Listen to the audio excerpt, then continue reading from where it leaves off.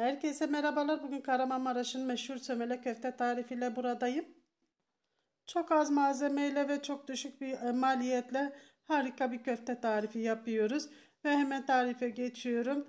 1 su bardağı köftelik bulguru kateme aktardım. Ve üzerine 1 su bardağından 1 parmak eksik irmik ekledim. Ve üzerine 1 çay kaşığı tuzumu da ekledim. Ve 1 su bardağı sıcak suyu da üzerine ilave ediyorum. Suyumuz çok kaynar değil, ılık bir su. Üzerine ilave ettikten sonra karıştırıyorum, kıvamına bakıyorum. Kalan diğer suyumu da üzerine ilave ediyorum. Yani toplamda 1 su bardağı suyu bulguruma ekliyorum. Karıştırıyorum, kapağını kapatıyorum ve en az bir 10-15 dakika dinlendiriyorum. Bu arada arkadaşlar, kanalıma destek olmak için kanalıma abone olup yorum yaparak, beğeni yaparak ve de videolarımı paylaşarak bana destek olabilirsiniz. Destek olan herkese şimdiden çok teşekkür ediyorum. Ve 15 dakika sonunda bulgurlarım iyice suyunu çekti. Şimdi diğer malzemelerimi ilave ediyorum. 250 gram orta yağlı kıyma kullandım. Siz hiç yağ koymadan, yani yağsız bir kıyma kullanabilirsiniz. Kıyma, un, kimyon, 1 adet yumurta ve biraz karabiber, bunları hepsini malzeme listesini, miktarlarını yazacağım arkadaşlar. Oraya göz atabilirsiniz. Ve 1 yemek kaşığı domates salçası, 1 yemek kaşığı biber salçası ekliyorum. Kimyon çok yakışır. Mutlaka kimyon koymanızı tavsiye ediyorum. Salçalarımı da ilave ettikten sonra artık yavaş yavaş yoğurmaya başlayacağız. Spatulamı iyice sıyırdım, üstünde salça kalıp ziyan olmasın diye. Ve yanıma çok az bir su aldım. Hafif hafif elimi o suyla ıslatarak hamurumu yoğuracağım. İyice toparlanabilmesi için iyice yoğuruyoruz. Bir 5 dakika sürüyor yoğurması. Eğer çok kuruysa elinize hafif hafif suya bastırarak, çok fazla su koymayın, çok cıvık olmasın. Çok su olursa yoğurması da zor olur. Sadece elinizi ıslatın ve çıkarıp yoğurun. Ben videoyu uzatmamak adına bütün yoğurma kısmını göstermeyeceğim.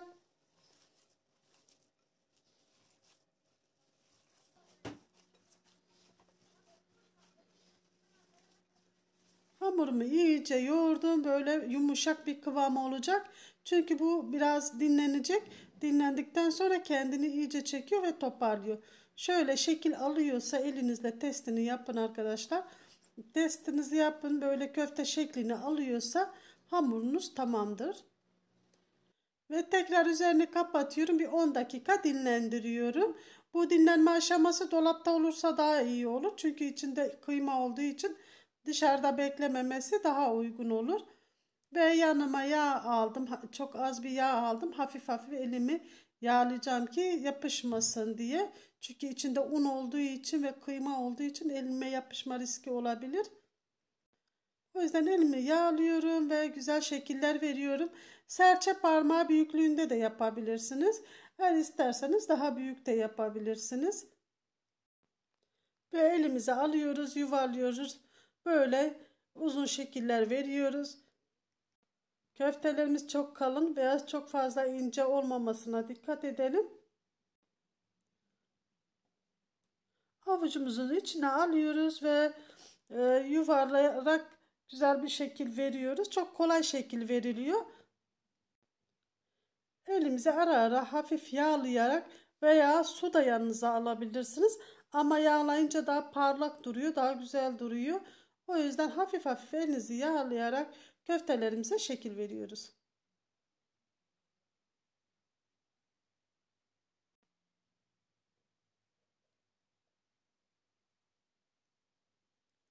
Gerçekten çok az maliyetle ve çok az malzemeyle şahane bir yemek oluyor. Yöresel yemekleri çok seviyorum. Çok lezzetli oluyor. Kültürümüzün yemekleri hepsi birbirinden lezzetli, hepsi birbirinden güzel. Ve bu arada bütün köftelerimi hazırladım. Hepsini güzel şekiller verdim. Ve köftelerimi hazırlarken de suyumu ocağa koymuştum ve kaynamaya başladı. Köftelerinizin dağılacağını düşünüyorsanız arkadaşlar bir adet limon tozu veya bir çay kaşığı limon suyu ekleyebilirsiniz. Sıkabilirsiniz kaynayan suyun içine. O zaman köfteleriniz hiç dağılmaz. Ama hamurunuzu iyice yoğurursanız köfteleriniz kesinlikle dağılmaz. Şimdi kaynayan suya bütün köftelerimi attım. Hepsini attım içine.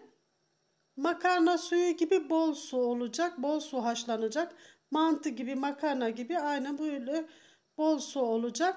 Bütün köftelerimi suya aktardıktan sonra bir kere tek karıştırdım ki dibi tutmasın. Sadece bir kere tahta kaşıkla karıştırdım. Ve kaynamaya başladı. Kaynamaya başlayan köftelerimi 5 dakika kadar kaynatıyoruz. Çok fazla değil. Yani ölçüsü şöyle suyun üstüne çıkıyorsa köftelerinizin kaynaması tamamdır arkadaşlar. Kevgir yardımıyla köftelerimi hepsini sudan çıkardım. Şimdi tavama ocağa aldım. 1 yemek kaşığı kadar tereyağı koydum. 1 yemek kaşığı domates salçası koydum. 2 yemek kaşığı kadar sıvı yağ ekledim. Ve tekrar pul biber ekliyorum. 1 çay kaşığı kadar pul biber ekledim ve tuzunu ekleyip salçamı iyice kavuruyorum. Bu arada arkadaşlar biraz geç olduğu için ocağın başında çektiğim için biraz karanlık oldu. Onun kusuruna bakmayın lütfen. Salçamı iyice kavurdum. Çiğ kokusu gitti. Şimdi köftelerime kaynattığım sudan bir kepçe alıp salçama ekliyorum ki salçam iyice böyle parlak olsun. Çözülsün, böyle tane tane kalmasın. Köftelere böyle çok yapışmaması için mutlaka kaynayan sudan bir kepçe ekliyoruz. Az gelirse 2 kepçe de ekleyebilirsiniz. Ve üzerine 1 yemek kaşığı nane ekliyorum. Kuru nane. Nane çok güzel bir aroma veriyor. Çok güzel bir koku veriyor. Tavsiye ediyorum. Ve köftelerimi hepsini salçamın içine ilave ediyorum. İyice kavuruyoruz bu aşamada. Çok fazla karıştırmayın. Karıştırırken dipten dibe böyle tahta kaşık veya spatula kullanın. Köftelerin dağılmaması için böyle alttan üste doğru çevirerek karıştırın lütfen. Böyle iyice suyunu çektikten sonra altta hiç su kalmayacak şekilde olunca ocağın altını kapatın. Yani toplamda bir 3 dakika sürdü kavurmamız. Ve bir kase yoğurdumu içine 2 diş sarımsak ekledim ve 1 çay kaşığı kadar tuz ilave ettim. Ve köftelerimi tabağa aldım. Köftelerimin üzerine bütün yoğurdumu ilave ediyorum. Bu yoğurt kısmı size kalmış. Süzme yoğurt da kullanabilirsiniz. Normal benim gibi ev yoğurdu da kullanabilirsiniz. Ve istediğiniz gibi sunum yapabilirsiniz. Şimdi yoğurdumun hepsini köftelerin üzerine döküyorum. Ve üzerine bir cimcik nane ekliyorum. Ve köftelerim hazır. Şahane bir lezzet. Gerçekten tavsiye ediyorum. Deneyin. Tadına bayılacaksınız. Sarımsaklı yoğurt ve nane de çok yakıştı. Şöyle göstermek istiyorum. Biraz karanlık olduğu için biraz koyu çıkmış olabilir arkadaşlar. Kıvamını da göstermek istiyorum.